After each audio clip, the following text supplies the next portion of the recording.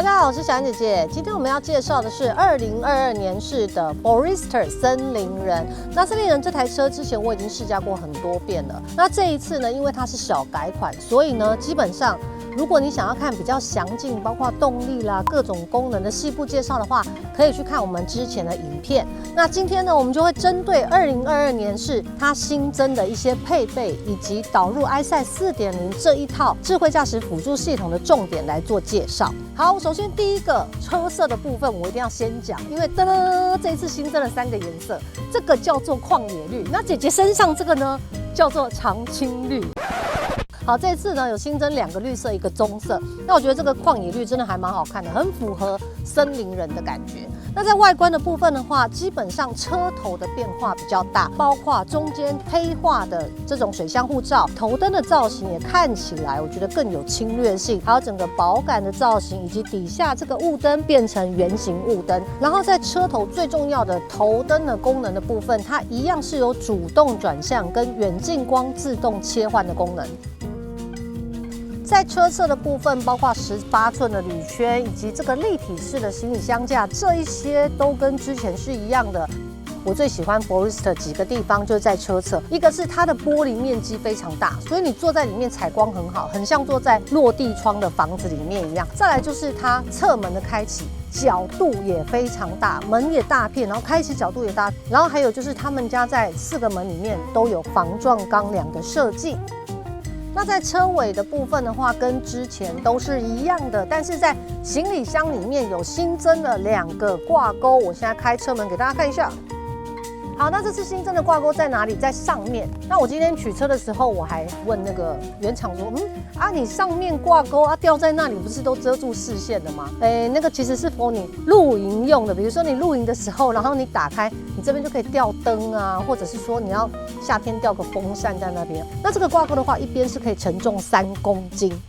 基本上啊，它的空间还有行李箱都是它的一大优势，非常的平整，然后宽度也很够。再加上它有一键倾倒啊，两边都各有2个挂钩啊，然后倒下来又很平，所以基本上啊，很多露营的人就是喜欢它的空间。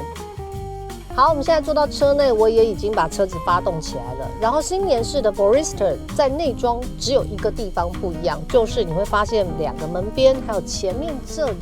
多了一个灰白色的装点，所以它变成了凸痛的一个设计。其他的部分跟之前都是一样的。那我们现在就来看一下这一次 EyeSight 4.0 新增了哪一些功能。首先第一个 EyeSight 4.0 它就是采用了最新的这个摄影机，所以基本上它能够侦测的范围角度是更广的，那距离也从本来的110公尺变成130公尺，所以它能够做的事情就更多了。包括第一个 ACC 它有4种模式可以调整。首先你要在这个方向盘的左下，它这边有个 I 跟 Set 的键，然后有上下键，你要先用上下键，然后把画面调到 Set， 调到 Set 之后，你再长压 Set 这个键，那它就会开始出现显示设定、警示音啊、后座提醒啊、EyeSight 啊这一些东西，你就选择了 EyeSight。那 EyeSight 呢，它又可以去调整前方的警示音啦，然后移动监测啊、加速特性在这里。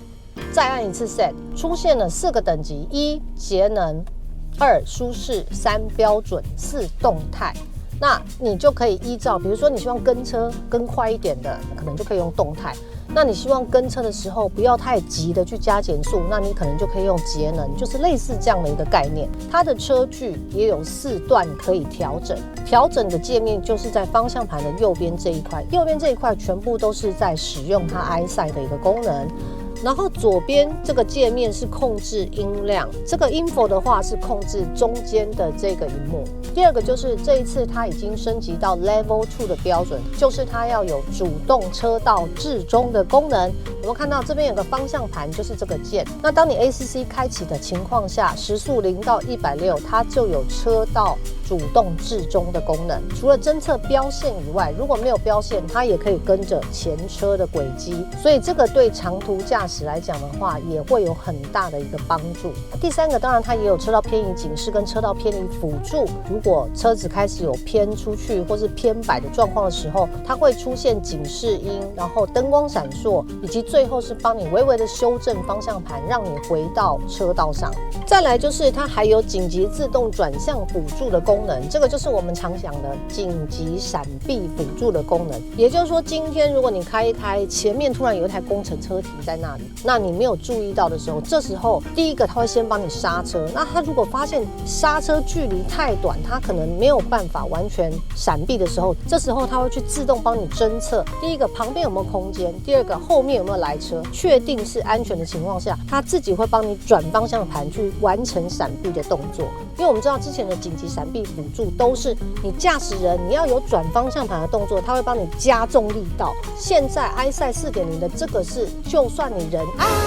你没有去做任何的闪避，有空间跟安全的情况下，它也会去帮你自动做闪避的动作。再来就是 PCB 预防碰撞的自动刹车辅助系统。那这个紧急刹车辅助系统呢，除了前行它可以自动紧急刹车以外，也因为我们刚提到的它新的镜头，然后能够侦测的角度更广。那现在呢，它就是有这一个左转的直行车侦测的这个功能。还有一种事故是很常发生的，就是当我们驾驶人在左右转的时候，我们的横向可能是有行人的，那有些驾驶不是就会被 A 柱挡住，他可能没有发现有行人，对不对？这一次呢，这个 iSight 4.0， 当你在左右转，它发现有行人，而且它判定有碰撞的风险的时候，它就会自动帮你刹车。另外呢，就是它还有预防碰撞油门的控制系统。那这个功能是什么呢？例如说，我现在后面是墙壁，但是如果我一上车，我还是打倒档，然后要往后去，它会先给你警示音，然后它发现你执意要往后的时候，即将发生碰撞风险，它就会帮你断掉动力，让你尽量降低去撞墙的一个风险。在前进跟后退，它都有这样的功能，还有像前车驶离的一个警示系统等等，这一些就是大概 iSight 4.0 这一次一些重要的功能。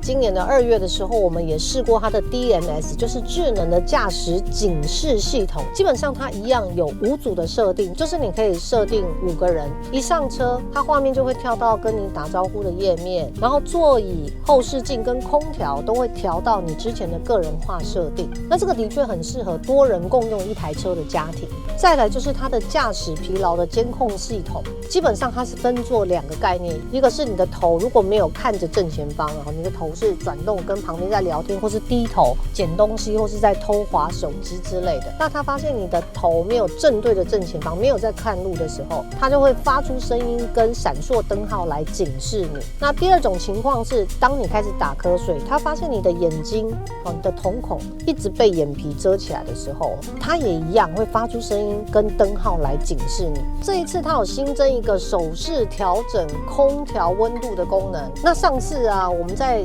它发表会的时候，我看那个原厂的人员示范超准的，就是他就是手一直缩放都很精准哦，都真的有做动。然后刚才我们就试很久，想说，为什么我们试它就不会动？原来它必须要在你是低档的时候，你在 P 档的时候，它不会理你。你看我现在打到低档，好，我现在开，有没有？它就会调整哦，然后开，再大，再大。真的耶！所以以后你就不能在车上这样一闪一闪亮晶晶。然后我自己蛮喜欢它一些功能，例如它的副驾是有8项的电动调整。再来就是呢，它除了有 X Mode， 它这边还有个 View， 这个 View 按下去之后呢，它可以让你去看右侧下方的画面，它会直接显示在中间这个荧幕，那这样你的轮圈就比较不会去擦伤。那以上呢，就是这一次2022年式它新增功能的一些重点。那我一直觉得森林人这一台车哦，基本上它就是一台什么功能都有，然后很实用的一个车款。就像是小时候啊，爸爸妈妈帮我们选的鞋子、外套，可能它的外形不是最时髦的，但是它的实用性跟机能性绝对是最好的。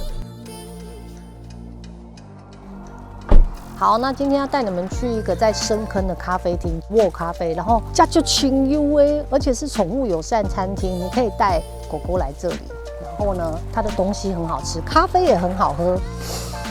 是不是很舒服？有一种来到森林的感觉。